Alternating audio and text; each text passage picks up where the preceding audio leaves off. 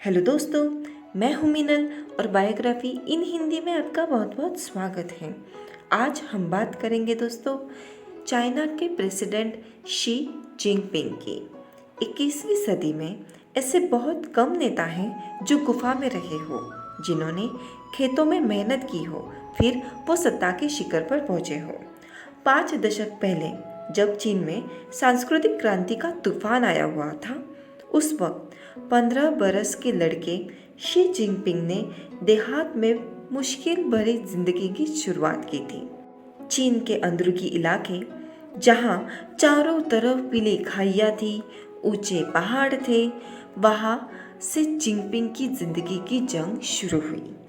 वर्ष 2018 में अमेरिकी मैगजीन फोर्ब्स में सबसे शक्तिशाली लोगों की सूची में शीर्ष स्थान पर पाने वाले शी जिनपिंग का जन्म 15 जून 1953 को बीजिंग में हुआ। इनके पिता का नाम शी जांगशुन था, जो चीनी कम्युनिस्ट पार्टी के नेता थे। इनकी माता का नाम क्यूशिन था। इनके पिता, जो कम्युनिस्ट चीन के संस्थापक माओ त्सुंग के पूर्व कमांडर थे, साल 1963 में जब शी महज 10 साल के थे, चेयरमैन माओ ने अपनी पार्टी के नेताओं पर जो जुल्म ढाए, उसका खामियाजा जिनपिंग को भुगतना पड़ा। इसका नतीजा ये हुआ कि पहले तो शी जिनपिंग के पिता को पार्टी से बाहर निकाल दिया गया, फिर उन्हें जेल भेज दिया गया। जिनपिंग की पढ़ाई बंद हो गई थी क्योंकि बीजिंग के सारे स्कूल बंद कर दिए गए थे। परिवार और दोस्तों के बगैर शी जिनपिंग काफी दिनों तक माओ के बदनाम रेड गार्ड से बचते छुपते फिर रहे थे, जहां उन्हें बड़ी मुश्किलों का सामना करना पड़ा। शी का कहना है कि आज वो जो कुछ भी है वो उसी दौर की वजह से है। उनका किरदार उसी गुफा वाले दौर ने गढ़ा। शी को कारखानों में भी काम करना पड़ा। चीन के कारखाने उस समय गांवों में हुआ करते थे। 60 के दशक में चीन के गांव की जिंदगी बहुत कठिन थी। बिजली नहीं हुआ करती थी, गांव तक जाने का रास्ता भी पक्का नहीं होता था, खेती के लिए मशीनें भी नहीं होती थी।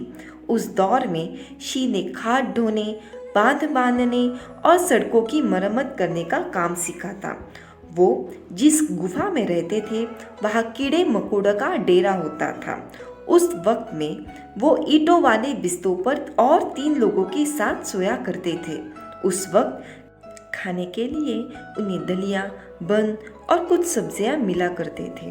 उनके एक किसान साथी लू होनशेंग ने बताया था कि भूख लगने पर ये कोई नहीं देखता था कि खाने में क्या मिल रहा है।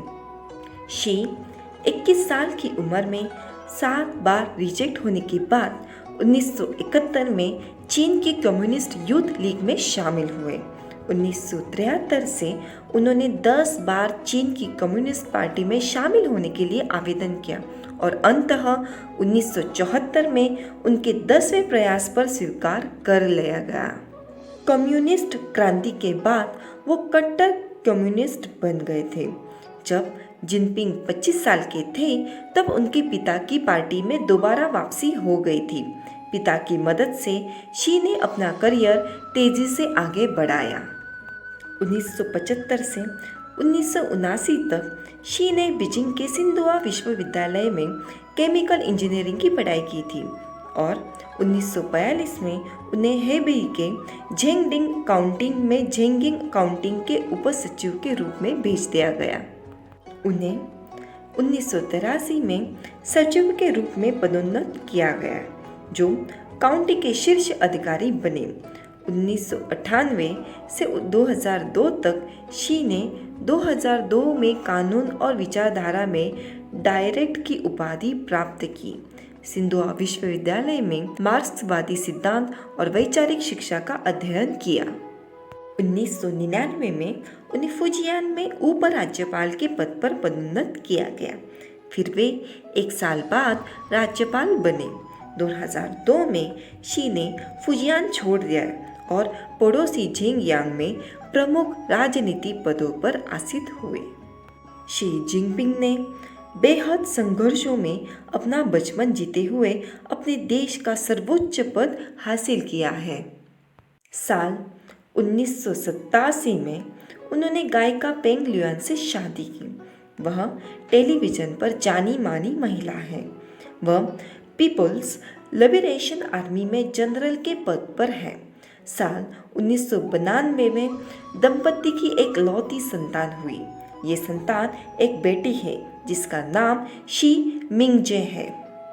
शी जिनपिंग माओ की परंपरा को आगे बढ़ाना चाहते हैं। वो खुद को माओ का वारिस समझते हैं। उन्होंने देश के लोगों से वादा किया है कि वो चीन को अमीर और ताकतवर बनाएंगे। वो जानते हैं कि जनता की सियासत में दिलचस्पी कितनी खतरनाक हो सकती है, इसलिए वो नागरिकों को अभिव्यक्ति का ज़्यादा आज़ादी देने के हक में नहीं है। शी जिनपिंग एक तरफ पार्टी पर नियंत्रण की लड़ाई लड़ रहे हैं तो दूसरी तरफ वो इंटरनेट पर भी काबू पाना चाहते हैं। कानून और तकनीकी की मदद से उन्होंने इंटरनेट पर काफ़ी पाबंदी लागू कर दी है। साइबर सुरक्षा को शी जिनपिंग देश की सुरक्षा का मुद्दा मानते हैं, जैसे Facebook, Instagram, Twitter, YouTube, Netflix, Wikipedia, Amazon, WhatsApp, Google ऐसे कई ऐप्स पर चीन में पाबंदी लग चुकी है। इसी तरह एप्पल ने भी चीन में अपने ऐप स्टोर में चीन की नीतियों के हिसाब से कई बदलाव किए हैं।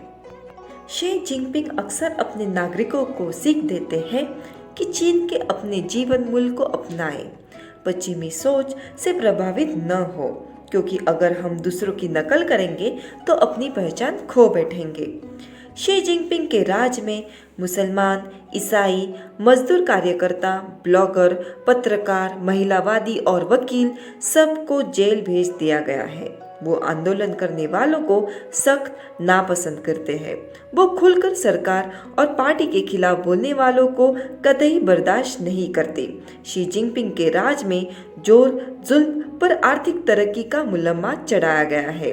उन्होंने बहुत से नेताओं को जेल भेजा, भ्रष्टाचार के खिलाफ कार्रवाई की, विरोधियों के सुर दबाए। चेयरमैन माओ के बाद ऐसा पहली बार देखा गया है कि चीन का भविष्य किसी एक शख्स पर इस तरह निर्भर है। वर्ष 2013 में राष्ट्रपति बनने से पहले शी जिनपिंग वर्ष 2008 से लेकर 2013 तक चीन के उपराष्ट्रपति रह चुके हैं। इसके अलावा शी जिनपिंग की चीन की कम्युनिस्ट पार्टी के महासचिव भी रह चुके हैं। चीन की संसद ने राष्ट्रपति और उपराष्ट्रपति पद के लिए 2 कार्यकाल का निर्धारित सीमा को खत्म कर दिया है। इसके बाद वर्तमान राष्ट्रपति शी जिनपिंग के आजीवन राष्ट्रपति बनने का रास्ता तो अभी साफ हो चुका है। चीन के बारे में सिंगापुर के महान नेता ली कुआन ने यूं कहा था कि वो दुनिया के इतिहास के सबसे बड़े खिलाड़ी हैं।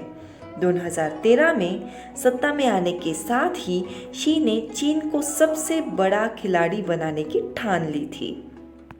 चीन की कम्युनिस्ट पार्टी की 16वीं सालगिरह यानी 2021 तक चीन आर्थिक तरक्की के मामले में औसत देश हो जाएगा। वही चीन में कम्युनिस्टों की सत्ता में आने के 100 साल पूरे होने पर यानी 2049 तक चीन पूरी तरह से विकसित, अमीर और ताकतवर देश बन जाएगा। जल्द ही चीन की अर्थव्यवस्था अमेरिका से 40% ज़्यादा बड़ी हो जाएगी। 2049 तक खरीदने की ताकत के मामले में चीन की अर्थव्यवस्था अमेरिका से 3 गुना बड़ी होगी। चीन और शी जिनपिंग के लिए पिछले 4 दशक एकदम अनूठे रहे हैं। ये थी दोस्तों चाइना के प्रेसिडेंट शी जिनपिंग की बायोग्राफी। वीडियो को आखिर तक देखने के लिए बहुत बहुत धन्यवाद। प्लीज़ लाइक, शेयर और सब्सक्राइब। Thank you.